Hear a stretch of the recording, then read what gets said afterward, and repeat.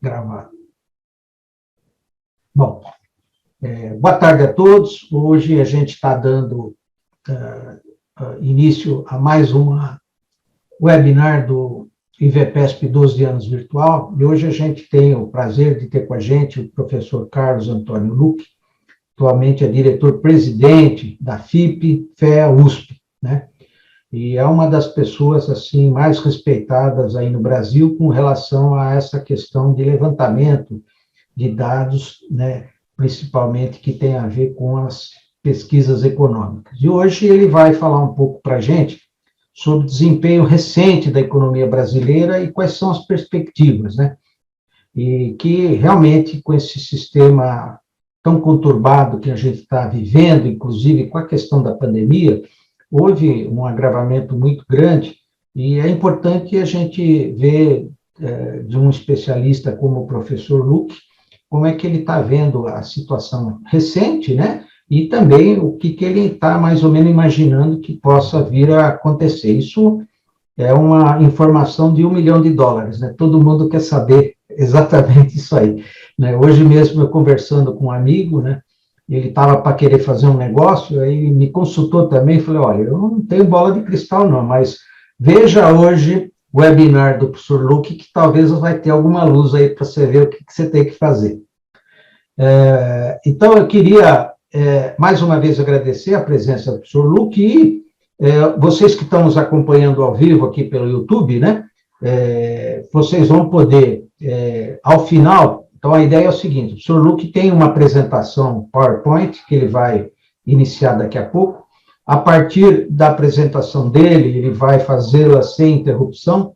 A partir do término, então, a ideia é que ele gaste aí uma primeira meia hora, um pouco mais, para fazer essa apresentação, e depois a gente volta para essa tela que nós estamos, e vai haver possibilidade das pessoas que estiverem nos acompanhando no YouTube de fazer um comentário, fazer uma pergunta, ou mesmo depois a gente fazer uma complementação. Então, agradeço a presença dos que estão nos acompanhando, o professor Luque mais uma vez, e passo a palavra diretamente para ele dar início à apresentação dele. Por favor, professor Luque. Bom, em primeiro lugar, é uma honra estar aqui fazendo esses comentários sobre economia. Eu agradeço o convite do professor Hélio, fiquei muito contente.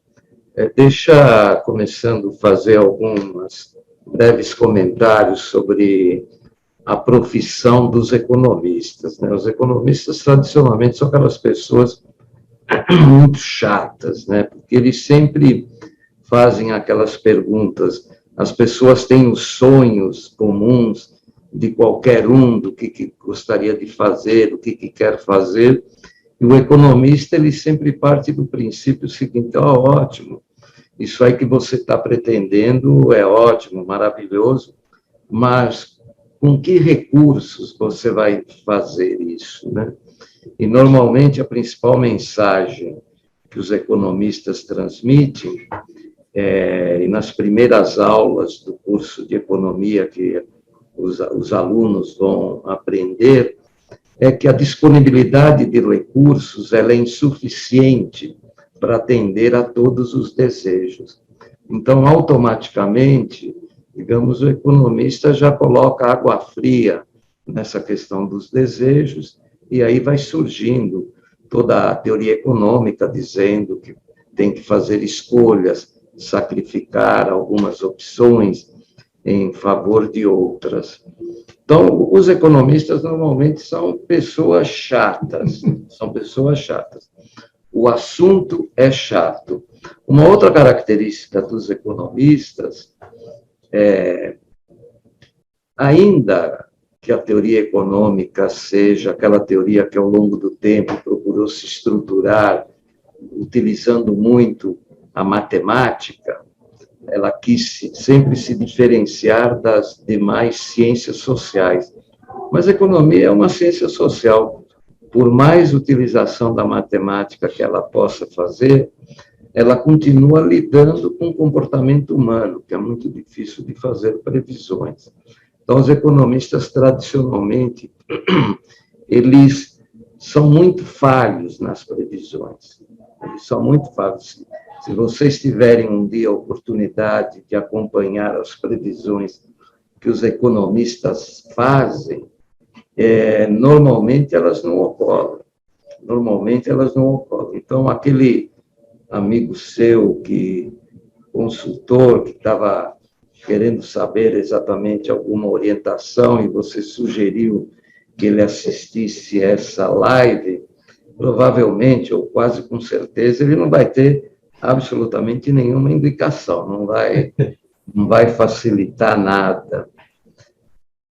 Em contrapartida, os economistas, talvez em função, digamos, dessa dificuldade de fazer boas previsões, aí eles falam com muita convicção. Eles têm uma convicção sobre aquilo que eles falam que não é proporcionado pela teoria econômica. A teoria econômica existem N linhas, N visões, e normalmente, mas a convicção que os economistas falam, o Brasil vai crescer ou não vai crescer, o problema do Brasil é esse, o problema do Brasil é aquele, é uma convicção que talvez seja até um subterfúgio psicológico para esconder, digamos, a própria fraqueza, digamos, da própria teoria econômica. Às vezes é muito difícil, até para mim, como economista, falando isso, mas essa é a realidade, né? Então, tem todo esse conjunto. O que eu vou procurar aqui ao longo desse período, de maneira mais rápida, porque eu acho que a parte de perguntas que eventualmente surjam é a coisa mais interessante, é fazer alguns comentários sobre a evolução da economia brasileira ao longo dos últimos anos, tentando mostrar algumas questões que eu acredito que são relevantes e discutir um pouco a visão tradicional que se adquiriu no Brasil ao longo do tempo, onde tudo que há de ruim na economia brasileira é responsabilidade do governo. Quer dizer, qualquer problema que exista na economia brasileira se atribui ao governo. O desemprego é alto, culpa do governo. A inflação é alta, culpa do governo. O Brasil não cresce, culpa do governo. E, ao longo do tempo, foi se criando uma noção assim, tudo que há de ruim é responsabilidade do governo, e aí todo mundo, a maioria, pelo menos dos economistas, começaram, e apoiados por determinados segmentos da sociedade, começaram, digamos, a falar, bom, então, se tudo é responsabilidade do governo, nós devemos reduzir o tamanho do governo e deixar que o setor privado responda por todos os problemas de uma sociedade como a brasileira, que, infelizmente, em qualquer país, em qualquer sociedade, o papel do Estado é muito importante. Por mais virtudes que os mercados possam ter, eles não prescindem de uma presença forte do Estado. Então, fazendo esse breve comentário inicial, eu vou permitir aqui de colocar alguns slides na tela. Fazer esse comportamento.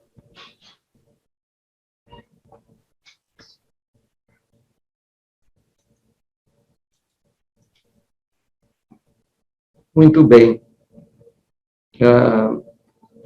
Olha, a primeira,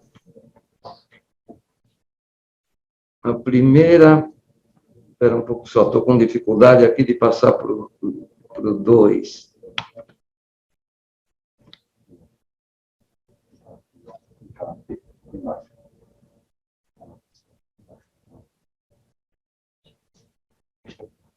Eu estou aqui. Clica nele. Agora consegui. Com a ajuda aqui, consegui.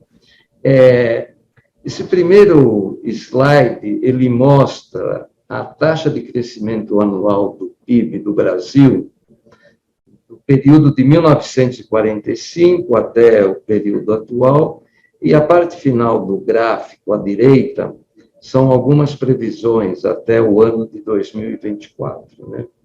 Então, se vocês olharem nesse slide, as barras em azul é o crescimento anual do PIB, Produto Interno Bruto, e a linha vermelha é a média móvel quinquenal. Então, como vocês podem perceber, o Brasil, olhando essa variável PIB, ele se divide de 45 até final da década de 70, onde ele era um exemplo para o mundo. O Brasil crescia a taxas muito elevadas.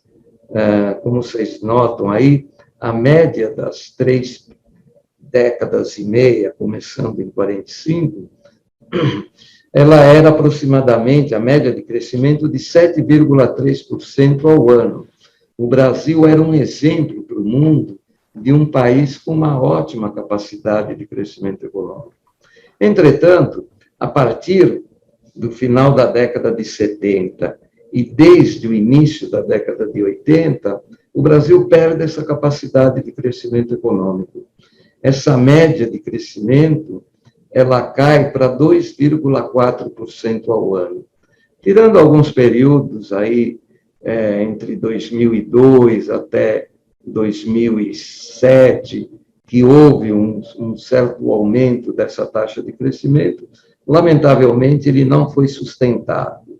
E o Brasil perdeu completamente a capacidade de crescimento. As pessoas mais velhas, mais idosas, até o ano de 1994, o Brasil sempre foi, uma das características da nossa economia foi de uma inflação alta. E, particularmente, quando a gente entra na década de 80, as taxas de inflação sempre foram muito altas, o que deu origem a uma série de planos de estabilização. Tivemos o Plano Cruzado, Plano Verão, o Plano Bresser, Collor I, Collor II, e nenhum conseguiu resolver o problema da inflação. E naquele período, onde a economia já estava apresentando uma taxa de crescimento bastante reduzida, todo mundo atribuía ao fenômeno inflacionário essa redução dessas taxas. Todo mundo atribuía a esse fenômeno. E se achava que quando o Brasil conseguisse resolver o problema da inflação, automaticamente haveria uma recuperação dessa capacidade de crescimento econômico. Lamentavelmente, isso não ocorreu. Quando vem o Plano Real, em 1994, as taxas de inflação se reduzem, mas o Brasil não consegue recuperar a capacidade de crescimento econômico. Então, por que motivo ele não consegue recuperar essa capacidade de crescimento econômico? É um fenômeno difícil de explicar e, digamos, porque o crescimento econômico é o resultado de um conjunto de fatores, seria uma espécie de... é um carro que anda com vários motores, e se um dos motores não estiver andando bem, os outros acabam não resolvendo e dando velocidade para esse carro. Passando rapidamente para o slide seguinte, nós temos aqui o mesmo gráfico, só que agora está em termos do crescimento da renda per capita no Brasil, também nesse mesmo período. Então, 1945, 1980, a renda per capita crescia 4,4% ao ano, em média, e desde 81 até 2024, incluindo previsões para 21, 22, 23 e 24, ela cai para 0,8%. Então, realmente, isso reflete também, da mesma forma, essa perda de capacidade de crescimento econômico. Se a gente fizer um comparativo com os outros países, que é o slide 3, onde ele mostra, tomando 1980 como uma base igual a 100, desde 1980 o Brasil cresceu 2,2% ao ano, o mundo cresceu 3,5% ao ano, e os países em desenvolvimento cresceram 4,8% ao ano. Então, isso dá uma disparidade muito significativa entre o crescimento do Brasil, o crescimento do mundo, e ainda mais com o crescimento dos países em desenvolvimento. Então, isso revela que o fenômeno dessa estagnação, em termos de crescimento econômico da economia brasileira, é um fenômeno particular do Brasil. Não é um fenômeno do mundo, nem dos outros países em desenvolvimento. A consequência desse fato é que, aqui nesse gráfico, aqui nós temos a renda per capita do Brasil como proporção da renda per capita dos Estados Unidos. A gente inicia em 1980, a renda per capita do Brasil representava 39% da renda per capita dos Estados Unidos. É claro, se os Estados Unidos crescem numa taxa maior que o Brasil, essa participação da nossa renda per capita em relação à renda per capita dos Estados Unidos, ela vai se reduzindo. A partir de 2008, há uma pequena elevação e novamente cai. E hoje nós estamos em torno de 25%. Né? Então, é mais uma demonstração do mesmo fato. O Brasil não cresce, os outros países crescem. Aqui é mais uma curiosidade, mas que é relevante, é a questão da renda per capita antes e depois de grandes recessões. Quando o Brasil, ele mesmo numa taxa de crescimento modesta e baixa, mas quando ele entra numa recessão e depois ele recupera a sua taxa de crescimento, mesmo nesse período, quando ele recupera a taxa de crescimento, ele não alcança mais aquela trajetória do produto que ele vinha antes da crise. Quer dizer, fica um diferencial que a gente não consegue recuperar.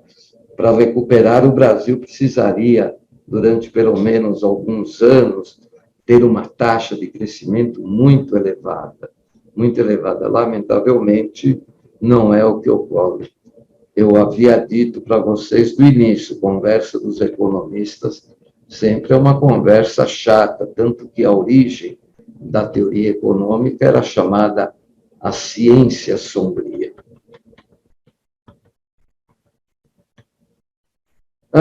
Aí, bom, por que o Brasil não cresce? Por que o Brasil não cresce? Como eu disse, entender o fenômeno do crescimento econômico é muito complexo, não é uma tarefa fácil. Um amigo meu, Nessim Roberto Zaga, ele trabalhou durante muitos anos no Banco Mundial. E o Banco Mundial, mais ou menos de 10, de 15 anos, ele faz um trabalho sobre crescimento econômico, né? Quais são os fatores que são importantes para o crescimento econômico? Ele faz esse trabalho.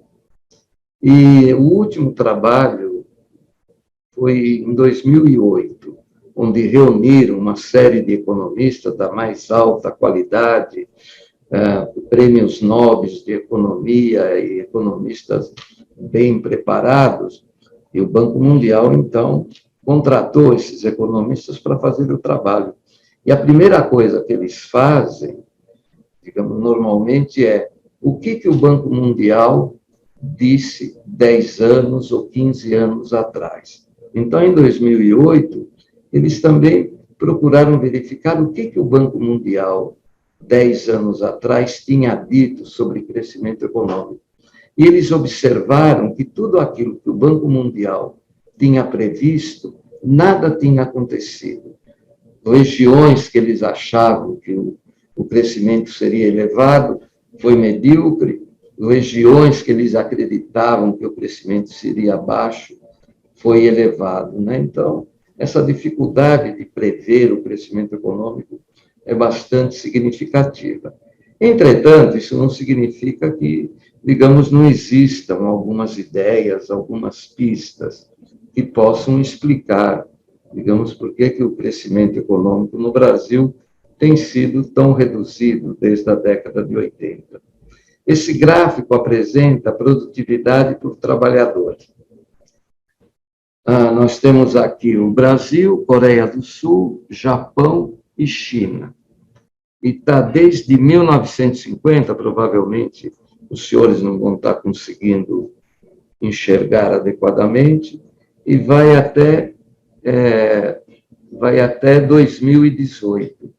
Então, o que a gente nota? O Brasil está representado por uma faixa mais escura, cinza, o Japão pela faixa preta, a Coreia do Sul por um azul, meio não tão azul assim, e a China o amarelo. Então, o que a gente nota? Que em 1965, a produtividade média do trabalhador do Japão ultrapassa a do Brasil. Em 1987, é a Coreia que ultrapassa o Brasil. A produtividade da China, ela também já está se aproximando do Brasil.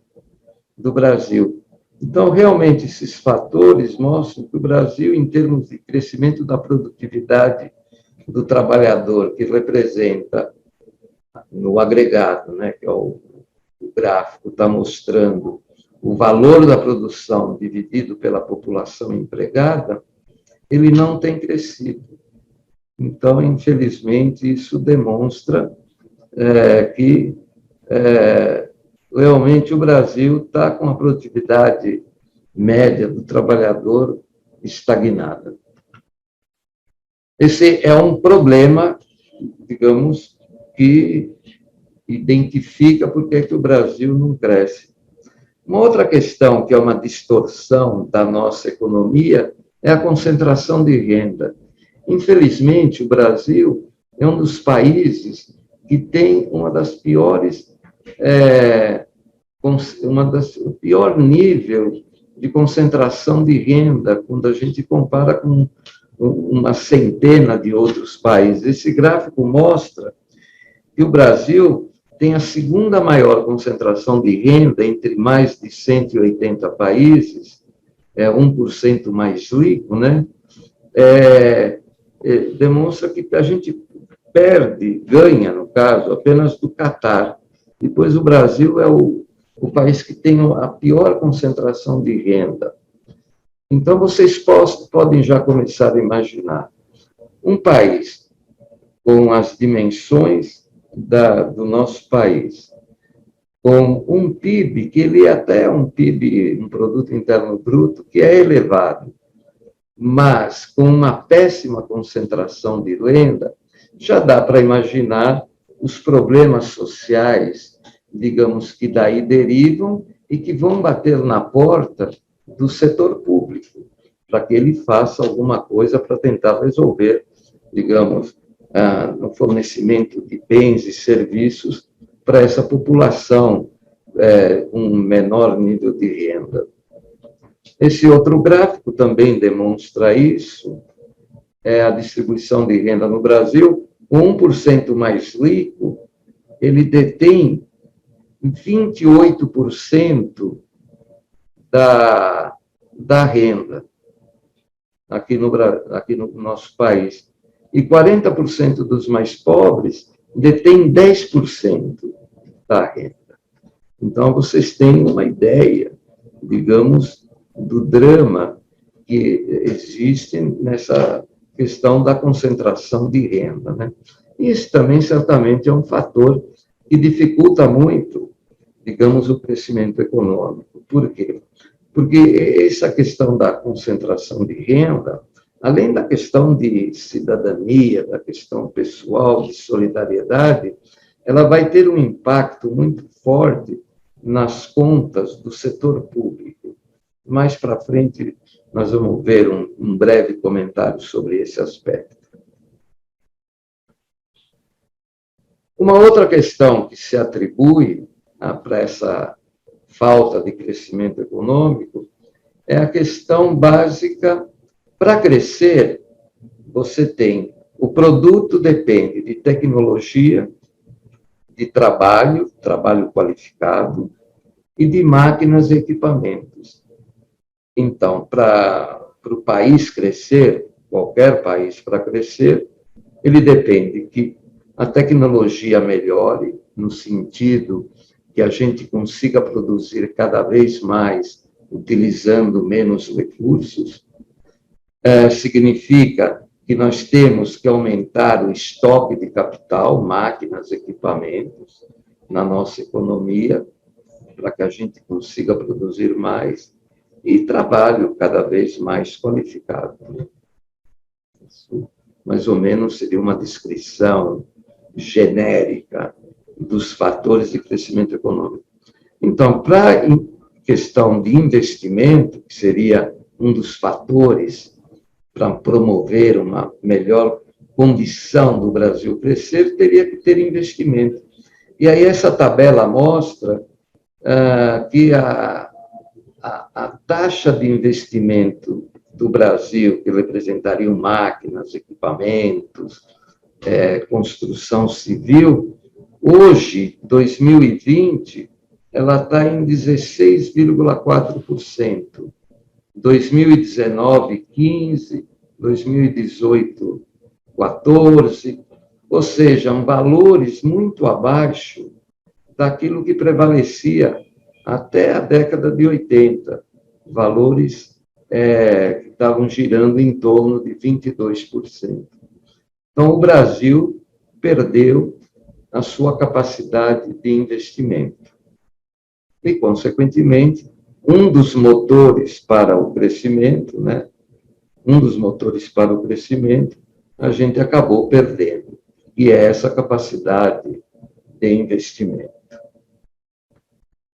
Aqui também, representando o mesmo caso, é a taxa de investimento do Brasil a preços correntes, que teve um certo aumento em 2010 e depois voltou a cair, representando, digamos, também essa ausência de capacidade de investimento aqui no Brasil. E, consequentemente, não investe, não acumula capital, não acumulando capital, não consegue produzir mais a uma velocidade mais elevada. Aqui é um outro fator fundamental. Com essas características mais gerais da questão do desenvolvimento econômico no Brasil, começou a se responsabilizar o governo por esse fracasso, quando a gente observa ou avalia a nossa economia em termos de crescimento econômico. Quer dizer, é um país que não cresce, que tem problemas sociais enormes, que tem uma péssima distribuição de renda. E o que acabou acontecendo? Quando a gente olha a queda do investimento, aqui nós temos a queda do investimento do governo central como proporção do PIB. O início da série é 1947, e a gente nota, claro, sempre tem flutuações, isso, as variáveis econômicas sempre apresentam essas flutuações, mas dá para perceber muito bem, digamos que o governo central, ele não investe mais. Então, hoje, o investimento, o último ano aí de 2020, é menos do que 2%, é praticamente zero. E quando chegou na década, chegou até o governo a investir 2,2%, chegou até 2,6%, e foi caindo ao longo do tempo. Então, o governo perdeu a sua capacidade de investimento. E aí é uma coisa interessante, que vai sendo desenvolvida uma narrativa de críticas ao governo no seguinte sentido: todo mundo diz que o governo não investe porque ele só gasta em custeio, que seriam fundamentalmente o custeio da máquina pública, que envolve basicamente funcionários públicos e os serviços tradicionais de custeio, limpeza, serviços de segurança e outros serviços que tradicionalmente o governo faz. Então começou a se desenvolver uma narrativa dentro da nossa sociedade que o governo não investe. E ele não investe porque ele gasta muito com a máquina. E aí fica uma narrativa muito interessante. No Brasil, a palavra investimento é virtude, e a palavra custeio é um vício, é um desperdício. Então, a gente ouve muitas críticas ao setor público, dizendo, ele gasta tudo para manutenção da máquina e não investe nada. É real. Mas a gente tem que fazer duas observações. Manutenção da máquina significa o seguinte: o hospital, quando ele é construído, o aparato que está dentro de um hospital, ele entra como investimento. Mas, a partir desse momento, vamos supor, se ele é construído, inaugurado num determinado ano, nos anos seguintes ele vira custeio, que é a manutenção daquele hospital. Então, a manutenção daquele hospital é manutenção de um serviço adequado de saúde. Isso vale para todas as áreas, educação também. Mas isso é visto, é custeio da máquina pública, e adquiriu um tom de desperdício. Isso faz parte também dessa narrativa que foi se construindo ao longo do tempo, com críticas ao setor público. Deixo de antemão, é claro, eu não estou dizendo que o setor público não tem sérias distorções. Ele tem sérias distorções. Mas só que a gente tem que aprofundar um pouco mais a análise para tentar entender, digamos, as origens dessas distorções. E uma segunda observação é que a sociedade não prescinde de um setor público que atue de maneira adequada. Nós não podemos eliminar o setor público para resolver os problemas de qualquer sociedade, e particularmente de uma sociedade como a nossa, dominada por graves problemas sociais. Então, automaticamente, a gente pode devemos ver aonde é que o governo não atua bem, corrigir as distorções, mas ele não pode ser substituído pelo setor privado. Aqui também, indo nessa narrativa de crítica ao governo, também vocês notam que de 1947 a 2019, a carga tributária ela tem uma tendência de crescimento e atualmente está em torno de 32,5% do PIB, né? E ela veio crescendo. Tem que se tomar um cuidado, aqui é um detalhe técnico que eu só vou fazer o comentário, é de que, por exemplo, se vocês olhando no gráfico, a média de 65 a 94 estava em 24,8%, a carga tributária. E a média de 95 a 2020 está em 31,8%. E as pessoas comparam, então, dizem, aumentou de 24,8% para 31,8%. Não é bem assim, porque a partir de 94, com o Plano Real, a inflação foi muito bem controlada. Então, até o período de 94, quando a taxa de inflação era muito elevada, existia um imposto chamado imposto inflacionário. Então, na verdade, se a gente tivesse que comparar essas duas médias, e esse imposto inflacionário, digamos, deveria ser algo como 5% do PIB. Então, se a gente elevasse o período de 1965, 94, quando existia esse imposto inflacionário, digamos, a gente chegaria muito próximo da carga tributária atual. Eu não estou dizendo que a carga tributária é alta ou baixa. Eu só estou dizendo que esse gráfico que tradicionalmente é utilizado para mostrar mais uma vez que a carga tributária no Brasil é excessiva e vem crescendo, a gente precisa tomar um certo cuidado, né? Tem aquela frase famosa, carga tributária de primeiro mundo e serviços de terceiro mundo, que tudo faz parte dessa narrativa de críticas ao setor público. Aqui é um gráfico que ainda tentando fazer parte dessa narrativa, está poluído, então somos vários países, onde nós temos no eixo horizontal a renda per capita e no eixo vertical seria o percentual de despesas totais do governo como percentual do PIB para o ano de 2018. O Brasil está apontado aqui do lado esquerdo, em vermelho, né, mais forte.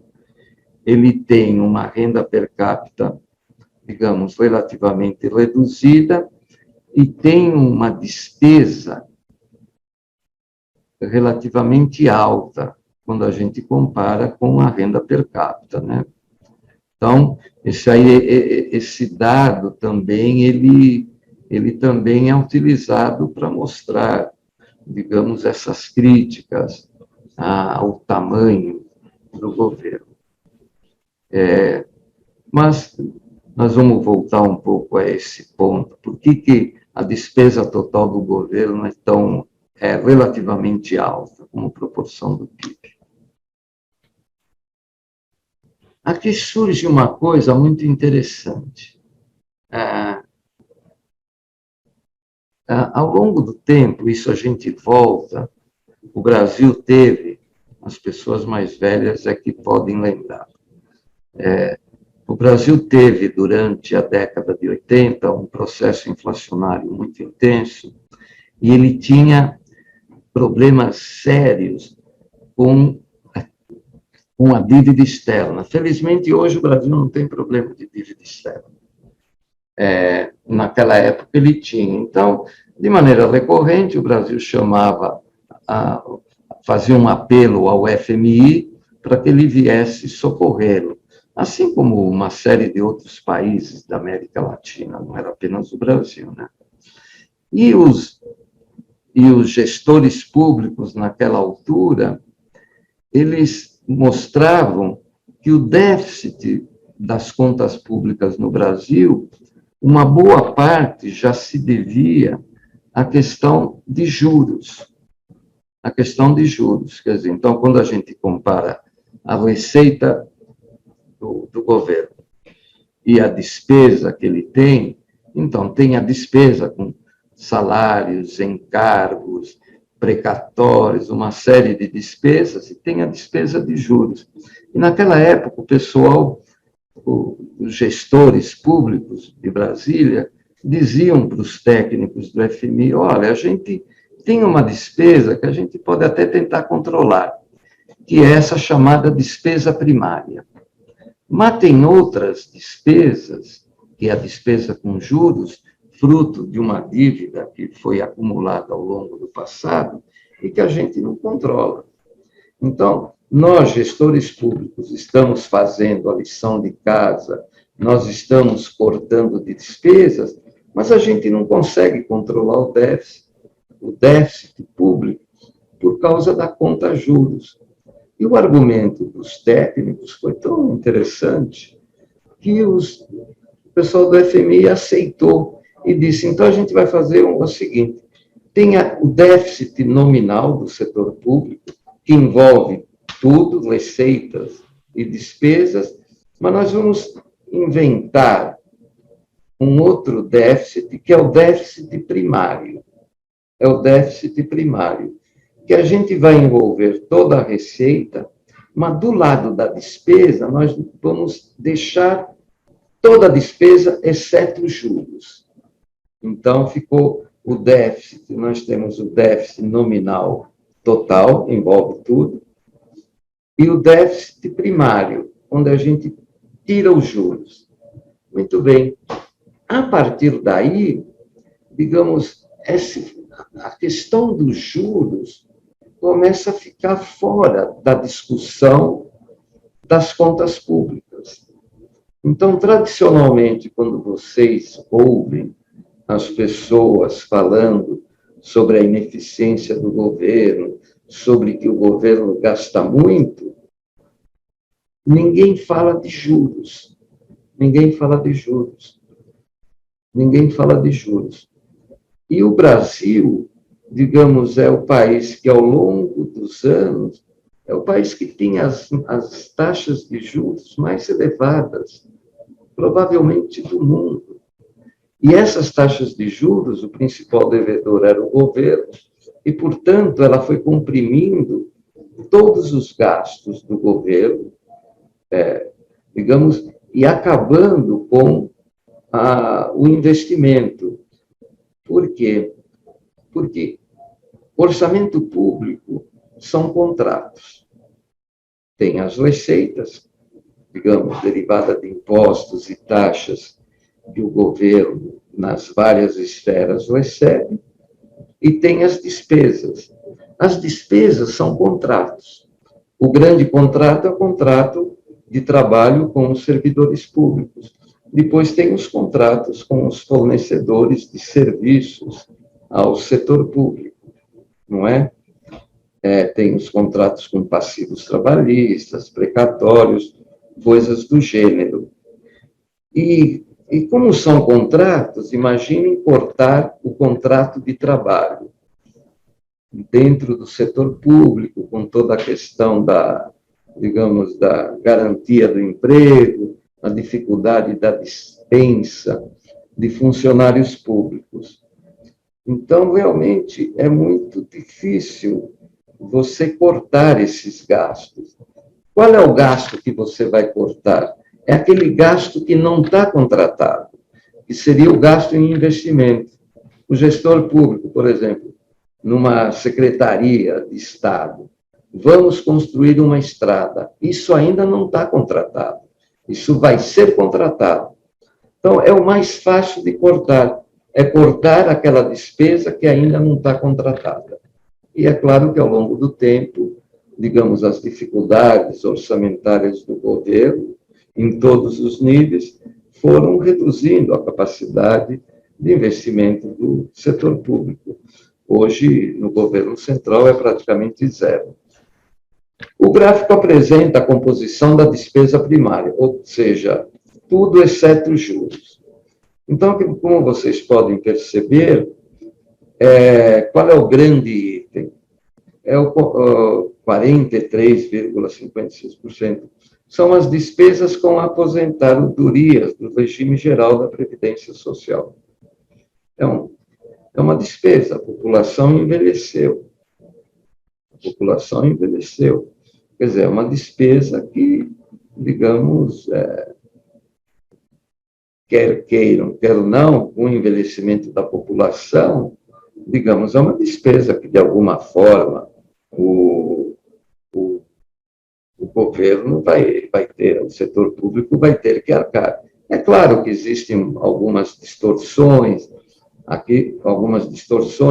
a aposentadoria no setor público, ela é maior, normalmente, do que no setor privado, que está limitado. Atualmente, eu não sei exatamente o valor, mas deve ser algo como R$5.000. Mas o grande item de gasto do governo, tirando os juros, é o regime geral da Previdência Social. Depois, o outro item é pessoal em cargos, 22%. Portanto, isso já domina praticamente todos os gastos do setor público. Tem um outro gasto, item, que também é elevado, que é de 20%, 21%, com os outros poderes. Então, o gasto do governo central, no caso, é um gasto que está dominado fundamentalmente pela Previdência e por pessoal, o que é normal, quer dizer, o governo presta serviços, prestação de serviços é mão de obra intensiva, então, automaticamente, sempre a despesa de pessoal é aquela que vai ser mais elevada.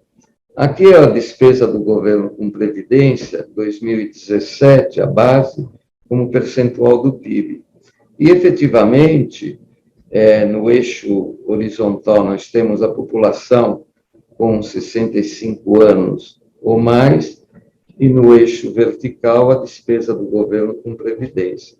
E nota que o Brasil realmente é uma população relativamente jovem, mas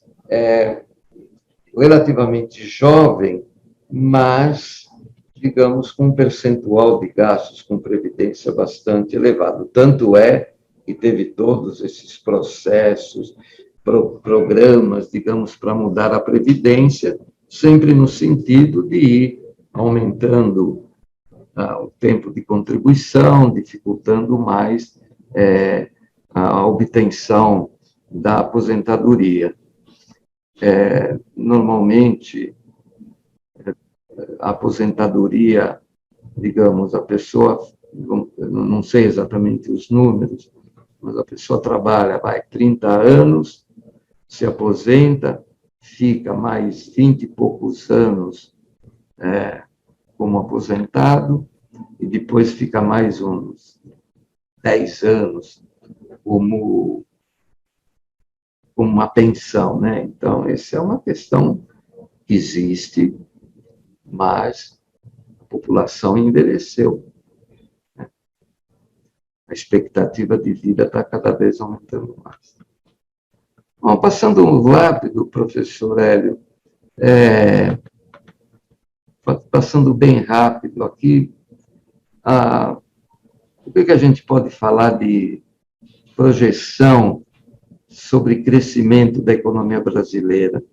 Dentro do quadro atual, infelizmente, as projeções são muito reduzidas, né? Como a gente observa, desde 2014, o Brasil parou de crescer. Aí parou mesmo, né? Cresceu em 2014, 0,50, praticamente nada. Caiu 3,55 em 2015, 3,28 em 2016, cresceu 1,32 em 2017, 1,80 acho que é 2018, 1,40 em 2019. Teve a pandemia, cai 4% em 2020. É claro, sempre que está uma queda muito acentuada, qualquer recuperação em termos percentuais, digamos, representa bastante. Foi 2021, há uma expectativa de crescimento de 5,30. Mas depois, novamente, a gente volta a uma taxa de crescimento econômico bastante reduzida. Essa é a previsão que os economistas fazem, e acho que, em função de tudo que vem ocorrendo há tantos anos, infelizmente, eu acho que talvez eles acertem. Aqui, novamente, isso já foi mais ou menos discutido, que é a taxa de crescimento do PIB, formação bruta de capital, para mostrar, vermelho é a formação bruta de capital fixo, azul é o crescimento do PIB, e o vermelho, dizendo que essas duas variáveis estão altamente correlacionadas. A taxa de desemprego é elevadíssima, atualmente mais de 14%, 14,8 milhões de pessoas no Brasil estão desempregadas, o que realmente é um índice muito elevado. O IPCA também, agora a gente está abraçando todos os inimigos, né? Antigamente a gente abraçava mais a inflação e menos a taxa de crescimento do produto. Agora a gente está abraçando um declínio da atividade, estamos abraçando o desemprego e também está havendo uma retomada do processo inflacionário. Vocês lembram que eu tinha razão, economista sempre é trágico. Aqui é Aqui é uma questão que eu gostaria de fazer um comentário adicional. O Banco Central tem uma regra, é o seguinte, o Banco Central, ele aumenta a inflação, ele imediatamente aumenta juros. E, às vezes, sem querer criticar muito a atuação do Banco Central, mesmo porque tem pessoas muito competentes na máquina do Banco Central, mas é uma coisa interessante. A taxa de juros no Brasil, digamos, ela sempre foi muito elevada, muito, muito elevada. Os motivos pelos quais ela sempre foi muito elevada é porque há um domínio do mercado financeiro. Quando a gente fala de economia brasileira, existem dois mundos. Existe o mundo real, que é o mundo da agricultura, agronegócios, de serviços, da indústria. E existe um mundo do mercado financeiro. E o mercado financeiro ganha sempre, independentemente da situação. Se estiver crescendo o país, ele ganha. Se o país estiver em crise, ele ganha ainda mais, né? E o Banco Central, digamos, ele tem uma orientação. Se a taxa de inflação estiver subindo, ele aumenta a taxa de juros. Quando ela cai, ele reduz a taxa de juros. Então, por exemplo, esse gráfico mostra justamente isso, né? Quando a inflação que está lá em vermelho e a taxa Selic, que é a taxa de empréstimos entre bancos, são aquelas barras lá em cinza, azul, ela diminuiu nos últimos anos, mas em função do recrudescimento da taxa de inflação, o Banco Central está novamente elevando a taxa de juros. E, digamos, essa é uma regra que ele tem. E a gente sempre tem que olhar o seguinte: qual é o impacto da taxa de juros sobre o grande devedor, que é o próprio governo? Então, o governo já está todo tomado pelos seus compromissos, ele não consegue se desvencilhar, a começar com aposentadorias, com a manutenção da máquina. Imaginem os senhores, eu ouço muitas vezes as pessoas falando: o governo tem que cortar gastos. Normalmente, a concentração de gastos do governo, ela está localizada em 3 setores. Tem a questão de juros, a questão de aposentadorias. Então, vamos deixar isso de lado. Na máquina mesmo, a concentração de gastos, ela tá concentrada em educação, saúde e segurança. Se vocês estiverem querendo que o governo corte gastos, digamos, aí ele vai ter que fechar escolas, hospitais, ou a questão de segurança.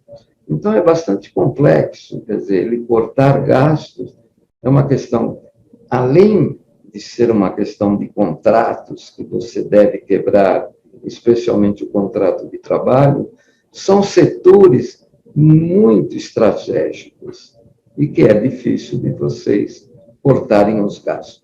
Eu, mais uma vez, insisto, eu não estou dizendo que não existam distorções dentro do setor público e nem tampouco dizendo que não tem espaços para cortar gastos.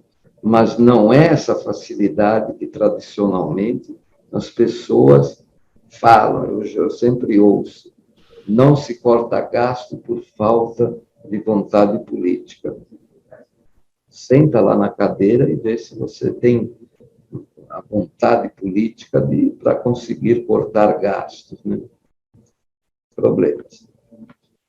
Aqui a questão de balanço de pagamentos, os déficits, mas eu vou pular porque eu já estou me estendendo muito na apresentação, mais do que eu deveria. Aqui as reservas internacionais, o Brasil está bem de reservas internacionais, não tem problema no balanço de pagamentos. O problema fiscal é aquele que eu já passei.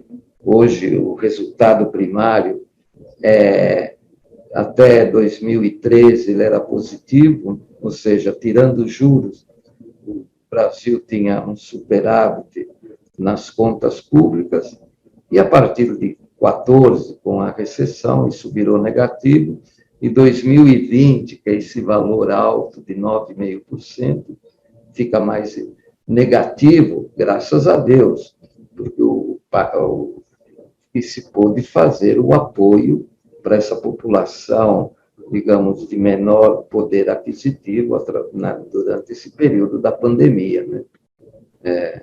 Ainda bem que isso ocorreu. E essa é uma outra visão, eu vou terminar, só vou fazer mais um comentário, é sobre a questão da dívida bruta. O mercado financeiro sempre está olhando essas contas do governo e dizendo que o governo gasta muito, o governo gasta mal, tem problemas, tem déficit, e que esse déficit faz com que a dívida bruta do governo, incluindo aí tudo, vá crescendo. É claro, se tem déficit, a dívida vai aumentando. E aí começa a se colocar um pavor se vai pagar a dívida ou não, e começa a se exigir que o governo reduza seus gastos. Olha, essa dívida bruta, ela está expressa em reais. Ela está expressa em reais. E, através do Banco Central, o governo, ele não tem problema. Se, por acaso, em determinado período, e o pessoal do setor financeiro sabe disso, se o mercado financeiro se negar a rolar essa dívida, ou colocar dificuldades para rolar essa dívida, o governo tem uma solução, ele emite moeda e paga a dívida. E essa dívida vai virar pó, porque imaginem colocar 84% da dívida pagando em reais, seria 84% do PIB. O PIB é 7 trilhões. Seria jogado de uma hora para outra. Claro, não vai fazer isso, eu só estou colocando como que o governo não está no corner, como as pessoas acham que ele poderia estar. Seria jogar de um dia para o outro 5 trilhões na forma de moeda. O que as pessoas iriam fazer? O que cada um de nós iria fazer? Vai comprar dólares? Dólares vai estourar. Vai comprar imóveis? Imóveis vai estourar. Ou qualquer coisa que a gente fosse comprar, estourariam os preços e a dívida viraria pó. Um amigo meu, que era professor da faculdade lá de economia, Joaquim Eloy, ele sempre dizia o seguinte: o mercado financeiro tem 2 grandes medos. O primeiro medo é que o governo não pague a dívida. E o segundo medo é que ele pague. E como o mercado sabe disso, essa dívida sempre será rolada, né? Essa dívida será rolada de uma forma ou de outra. Bom, aqui de novo é aquela questão das despesas, o crescimento. Professor Hélio, desculpa se eu me alonguei demais nessa apresentação, mas basicamente era isso que eu gostaria nesse primeiro momento de apresentar. Beleza, então. Aí tenta descompartilhar, Luque, para a gente voltar para aquela tela inicial.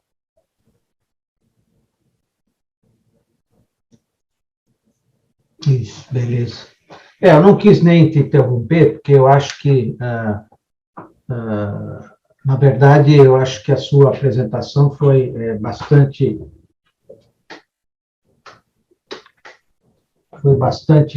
completa, e eu acho que é importante que essa apresentação, que a gente vai disponibilizar depois, ela vai dar uma visão muito clara. Eu queria fazer algumas complementações e perguntas. Uma delas, esse quadro todo que você apresentou a nível de Brasil, quando você foca só no estado de São Paulo, a situação é muito parecida com essa que se apresentou a nível de Brasil, ou ela tem algumas diferenças? Não, felizmente, a situação de São Paulo é bem melhor do que nessa média do Brasil. É claro que o Estado de São Paulo também tem as suas tradicionais dificuldades, mas a situação do Estado de São Paulo é bem melhor. A capacidade de investimentos do Estado, tradicionalmente, durante os últimos anos, tem sido bem maior. Então, o Estado de São Paulo foge um pouco desse quadro. E na sua apresentação, principalmente nessa época de 45 até 50, por que ali as coisas aparentemente funcionavam melhor? Você consegue entender, quando você começa a extrapolar para aquelas outras duas faixas que você colocou, né, que houve sempre um crescimento, o que aconteceu ali que me parece que a situação estava mais sob controle? Olha, eu acho que a primeira observação é que havia uma diretriz de crescimento econômico. Digamos, principalmente a nível federal, havia uma orientação que o Brasil precisava crescer. Então tinha aquela famosa frase do Juscelino Kubitschek, crescer, acho que em um ano, que não crescemos em tantos anos. Tal. Então, havia uma determinação de crescimento econômico. Aí, durante o período da início da década de 60, houve uma série de reformas estruturais bastante interessantes. Por exemplo, teve a criação do próprio Banco Central, teve a instituição da indexação em títulos de dívida pública. As pessoas também mais antigas vão lembrar obrigações reajustáveis do Tesouro Nacional, que permitiu que o setor público, especialmente a nível federal, pudesse se endividar e, com isso, financiar investimentos. Houve a criação de grandes empresas estatais, que, na época, no início, eram modernas e eficientes. Então, tudo isso fez com que o Brasil entrasse numa rota de crescimento econômico bastante intensa. Quando entra na década de 70, isso é uma coisa que, em economia, é muito interessante. Em economia, aquilo que é virtude dentro de um período de tempo, mas depois pode se transformar num vício. E aquilo que era virtude de empresas estatais, atuantes, modernas, acabou se perdendo ao longo do tempo. A indexação, que no início era uma virtude, digamos, posteriormente, com o agravamento do processo inflacionário, acabou perpetuando ainda mais o processo inflacionário. E quando você tem uma crise financeira no âmbito do setor público, há um domínio, vamos supor, se a gente estivesse falando do Brasil, do Ministério da Fazenda, em detrimento do planejamento.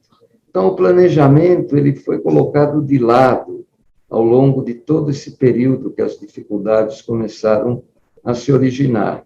E aí todo mundo só via do ponto de vista financeiro o dinheiro que tinha, os compromissos que tinham que pagar, e se perdeu esse horizonte de planejamento. Se esperava que, com a questão do controle inflacionário, digamos, isso pudesse ser recuperado, mas, infelizmente, o plano real era um plano de estabilização da inflação, não era um plano de crescimento econômico. E, lamentavelmente, digamos, o setor público, fundamentalmente como elemento principal, ele foi vendo que as contas, digamos, acabaram sempre sendo dominadas por juros elevados, com o envelhecimento da população com previdência, perdeu a capacidade de investimento. Como o investimento público não é substituído pelo investimento privado, então isso fez com que se deteriorasse, digamos, toda a infraestrutura, e a gente está vivendo esse quadro. Um quadro que você colocou também interessante sobre a questão da produtividade do trabalho, né? E aí você fez uma comparação com outros 3 países, né? China, Coreia, Japão, que a gente, num certo momento, você mostrou claramente, realmente a gente perdeu a corrida, né? E foi sendo ultrapassado, né? Esse efeito aí, você atribui a uma falta de investimento na qualificação profissional, né, das pessoas que originou isso, ou você acha que tem uma outra razão para a gente ter perdido essa capacidade aí? Não, essa é uma pergunta ótima, professor Hélio, porque eu acabei esquecendo uma questão. O orçamento público no Brasil, ele está todo orientado, fundamentalmente, para gastos que a gente poderia dizer gastos corretivos. Você tem uma distorção e você acaba gastando para corrigir a distorção, né? Eu não vou colocar nesse quadro aí, digamos, eu vou tirar a questão dos aposentados, né? Porque eles têm que ser... Bom, eu também sou aposentado, então eu também estou defendendo em causa própria. Mas eu não vou colocar isso. Mas o que acontece? Vamos pegar na área da saúde. Boa parte do gasto em saúde é um gasto corretivo. Por algum motivo, por falta de saneamento básico, por falta de orientação, alguma coisa assim, por falta de renda, as pessoas ficam doentes e o Estado, o setor público, tem que construir hospitais e manter os hospitais. É um gasto corretivo. Ele não é um gasto que aumenta a capacidade produtiva do Brasil. É um gasto que simplesmente tem uma distorção, essa distorção precisa ser corrigida e tem o gasto. Boa parte do gasto em saúde, ele é desse tipo. No período que eu trabalhei na Secretaria do Planejamento, secretário de Saúde do Estado era o Guedes, professor Guedes. E ele ia lá no planejamento, sempre o planejamento é o foco onde caem todas as demandas sobre questões orçamentárias. Ele falava, olha, você precisa me dar mais recursos para que eu me lembro que o exemplo que ele dava era sobre a questão de hepatite, alguma coisa assim. Ele falava, ó, você precisa me dar mais recursos, acho que tinha alguma vacina, não sei, eu devo estar falando bobagens sobre a área de saúde, mas ele falava, olha, você precisa me dar mais recursos para uma vacina que custa $10. E aí eu faço a prevenção para que as pessoas não adquiram a doença. Porque, senão, depois, havendo a doença, a hepatite vira uma cirrose, não sei o que lá, e acaba num transplante de fígado que vai custar $120 mil. Então, e até a gente sempre às vezes, o comentário que me perdoem as pessoas da área médica aí, mas lá no planejamento, aí o pessoal falava, é a Secretaria da Doença, né? Por causa que boa parte é esse gasto corretivo. A área de assistência social, por exemplo, também, lamentavelmente, é assim, né? Então, se a gente vê os custos com as pessoas que estão dentro da Fundação Casa, né? Na minha época, lá atrás, era a FEBEM, também era um gasto corretivo. Depois que a pessoa entra, faz o primeiro delito, é muito difícil você tirá-la dessa trajetória. Eu não estou dizendo que não existem programas que possam fazer toda essa recuperação, mas é bastante difícil. Se a gente fizer a análise de quanto custa um interno dentro da Fundação Casa, com certeza, se tivesse dado 1/3 desse valor para os pais da criança, que elas tivessem tido condições de melhorar, digamos, a educação dessa criança, esse gasto teria sido revertido. Então, o domínio é desses gastos corretivos. E o gasto preventivo, o principal item é o gasto de educação, incluindo a educação de todos os tipos, profissional, de todos os tipos de educação. E esse sempre é o que acaba sendo sendo comprometido, né? Então, eu acho que esse é um problema que nós temos, digamos que é o domínio do gasto corretivo. Tem uma outra questão, só para ir na questão da ineficiência do setor público, que é o seguinte, pegando ainda essa área da educação, digamos que o setor público se organiza setorialmente. Ele tem a saúde, que cuida do pessoal que precisa desse atendimento. A escola cuida do ensino, da educação. A segurança pública, a parte de segurança pública. Só que vamos pegar no caso da educação. A qualidade do ensino dentro da escola depende de ações dentro da escola. É evidente, um bom professor, capacitado, material escolar adequado, as instalações adequadas, mas também dependem de ações fora da escola. Provavelmente, esse aluno, no período que ele não estiver dentro de uma sala de aula, ele precisa de ter assistência social para a família, precisa de alguma qualificação, eventualmente, para a família, precisa de serviços de segurança. E as ações que são desenvolvidas por outras secretarias. E a organização dessas ações sempre é bastante difícil, é muito difícil. Um outro gráfico que se apresentou, né, quando você tirou a parte de juros da tua análise, né, e viu que a gente tem duas grandes componentes, que é as despesas com a Previdência e gasto com o pessoal. Essa parte de juros, você podia explicar qual que é o peso disso, na verdade, né? Porque... é entre 7% e 8% do PIB. Que a gente tem um compromisso anual com isso. É um peso absolutamente... Agora, até que houve, digamos, uma certa redução nos últimos anos. Tem muita gente que diz, os juros não é mais um problema, porque agora houve uma certa recuperação, mas os juros não é mais um problema porque ele está baixo. Mas isso é uma frase que não faz sentido, porque seria mais ou menos,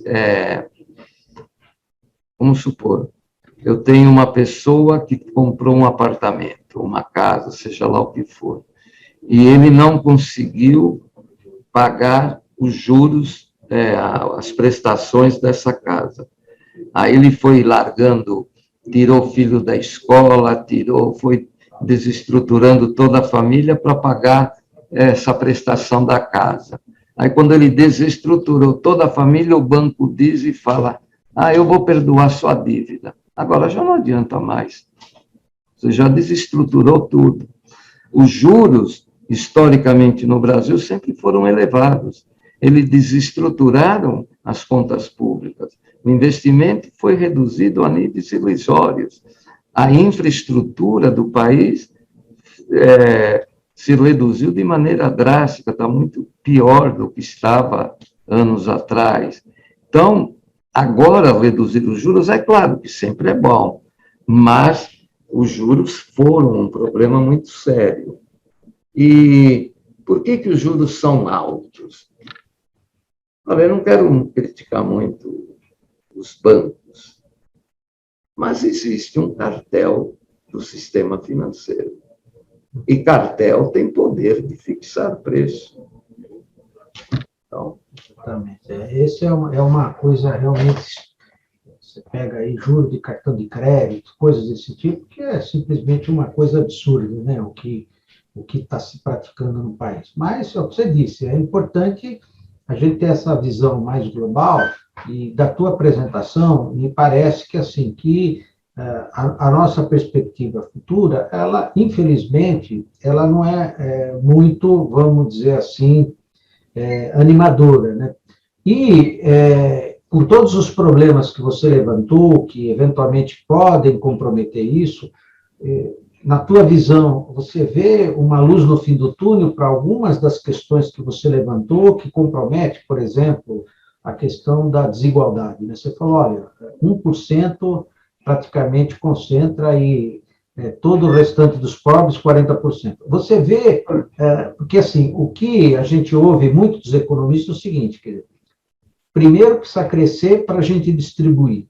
tem alguma coisa para a gente fazer sem esse crescimento acontecer, para tentar solucionar alguma das coisas que você colocou? Olha, essa frase aí é famosa, né? De primeiro crescer e depois vamos distribuir. Ela é uma frase que é claro, porque se você tiver, até o exemplo era do bolo, né? Se você tiver o bolo que está constante, para você fazer com que alguém coma uma parcela maior do bolo, alguém vai ter que comer uma parcela menor. Então, significa que alguém vai ter que, digamos, permitir que isso ocorra. Mas, normalmente, quem tem a parcela maior do bolo tem poder. Ele não vai abdicar desse poder tão fácil. Ele não vai abdicar. Então, é por isso que, tentando refletir essa realidade, é muito mais fácil fazer com que o bolo cresça e você tente melhorar a distribuição dentro desse crescimento. Eu acho que sem crescimento não tem solução. Isso eu acho. Sem crescimento não tem solução. Agora, é claro que mesmo crescendo, vai ter que ter alguma mudança.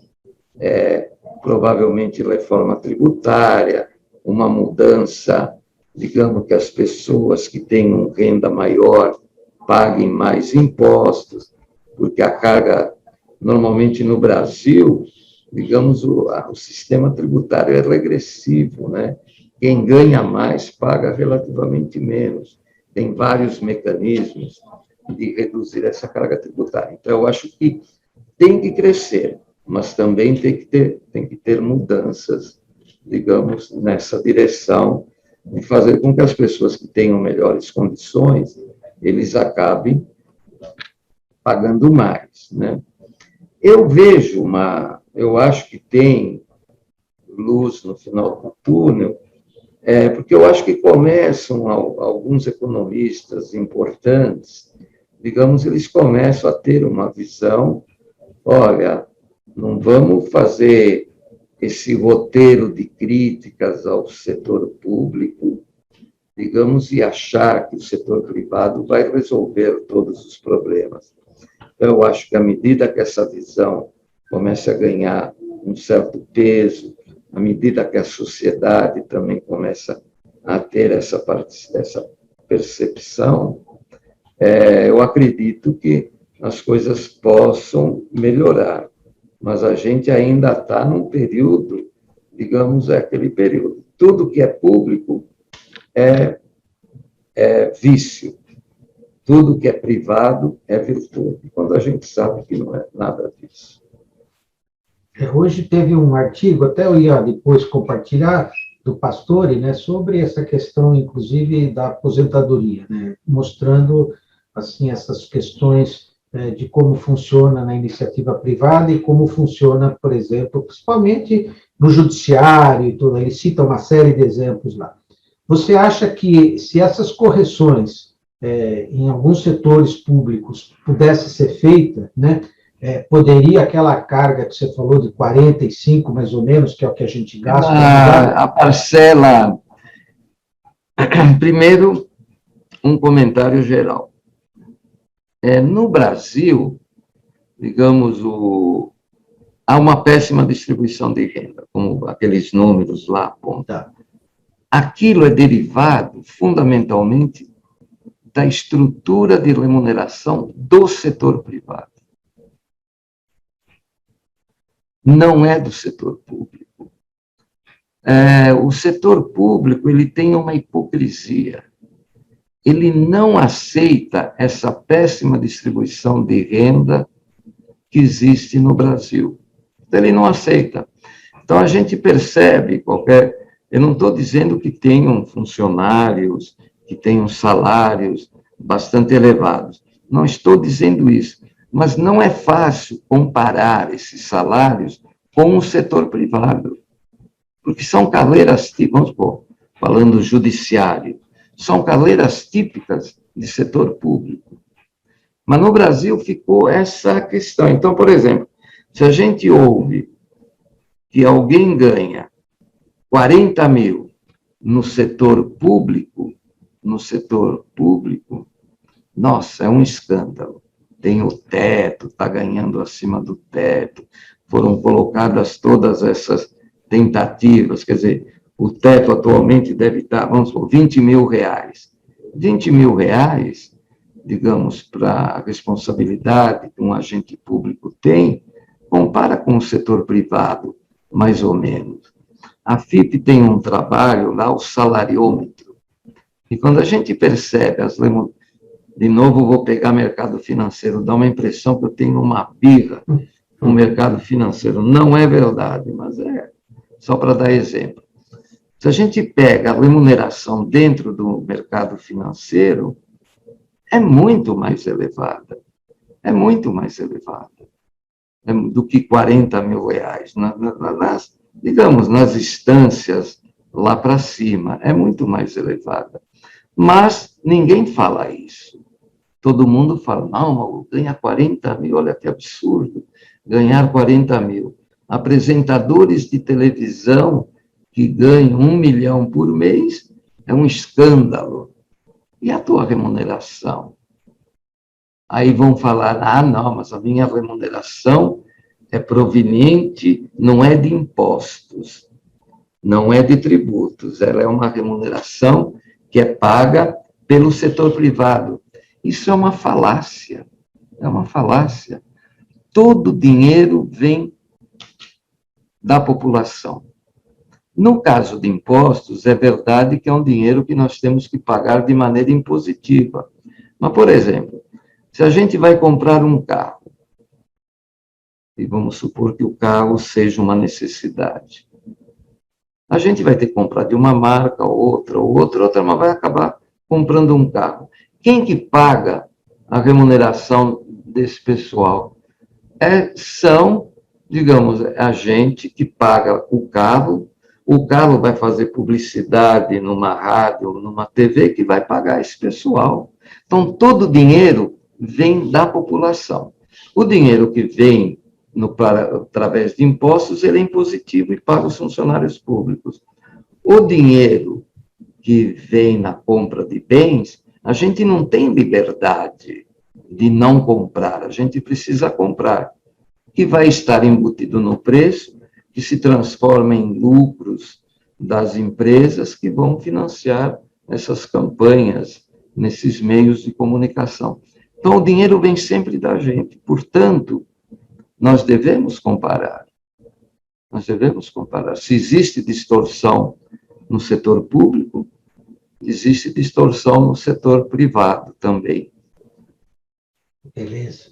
É isso aí. Eu acho que é uma boa visão, né, do que está acontecendo hoje. E o que eu acho que você comentou, né, a gente tem que continuar, e principalmente o papel que a FIP tem feito ao longo de tantos anos aí, de fazer esses levantamentos, de fazer essas pesquisas, porque uma coisa que acho que essa última década, né, ela mostrou claramente que todas as ações que a gente tem que tomar tem que ser tomada a partir de dados, né, que é uma das coisas que, em geral, nenhum governante normalmente faz, né? Ele procura não estar fundamentado em dados, mas fundamentado, eventualmente, em, sei lá, favorecer um grupo, outro grupo, né? E eu acho que o papel que a FIP tem feito, né, de fazer esses levantamentos, de trazer essas coisas para que as ações, que qualquer uma que vai ser feita, seja feita